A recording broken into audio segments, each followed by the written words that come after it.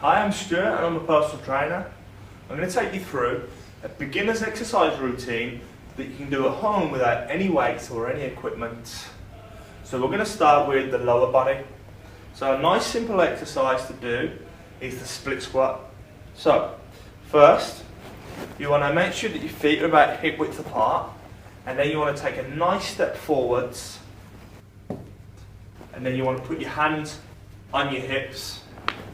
So I'm going to go to the side. So you take that nice step forwards, and then you're going to keep the shoulders back. You want to pull the belly button in, and then you're going to slowly lower yourself down. Things to be aware of is you need to make sure that the front foot stays flat on the floor. Nice and controlled, nice and slow.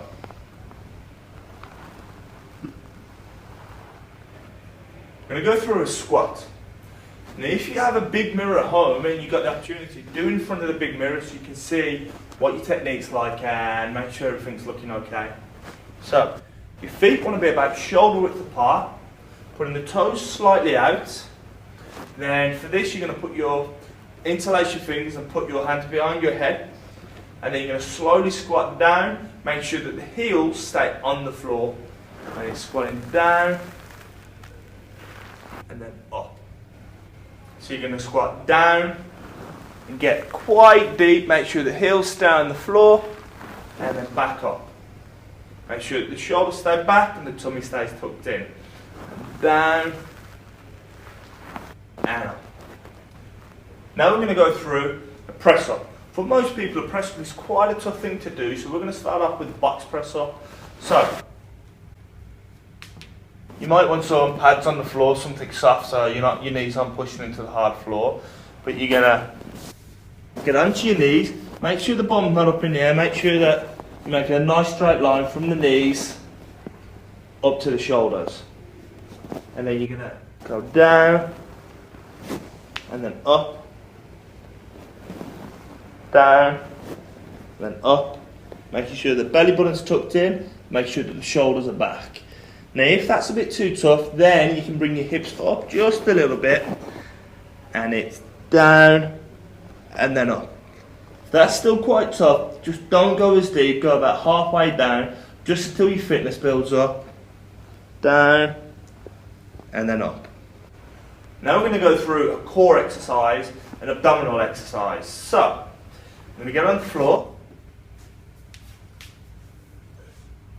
laying on your back. Fingers just supporting the weight of your head behind your ears, so not behind your head, behind your ears. You want to feel like you're pushing your lower back towards the floor, tucking that belly button in, and then supporting the weight of the head with your fingertips behind the ears. Pick a point just in front of your eye line, so you can look at that, and then you crunch up. That's control, and crunching up. By focusing on that point, that will stop you doing this and pulling that head forwards.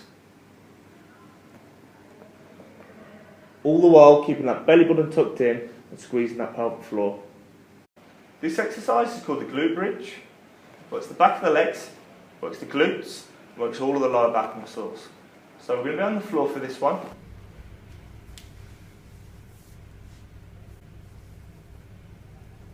Slight bend in the knees, shoulders back, tucking the tummy in, and then you're going to keep the hands, palms flat on the floor, and then you're going to lift your bum up, and then down, up, and then down. Make sure the tummy stays tucked, up, and then down. If you want to make it a little bit harder, if you feel you're advanced enough, take one leg out in front, keep them nice and close together, and then up, and then down, up, and then down, and then change sides. Each rep is one movement, and a group of reps is a set. So we want you to start off with one set of 10 reps on each of the exercises. and then do 3 rounds of 15 reps. So that's do 10 once and then 15 3 times. And each of the exercises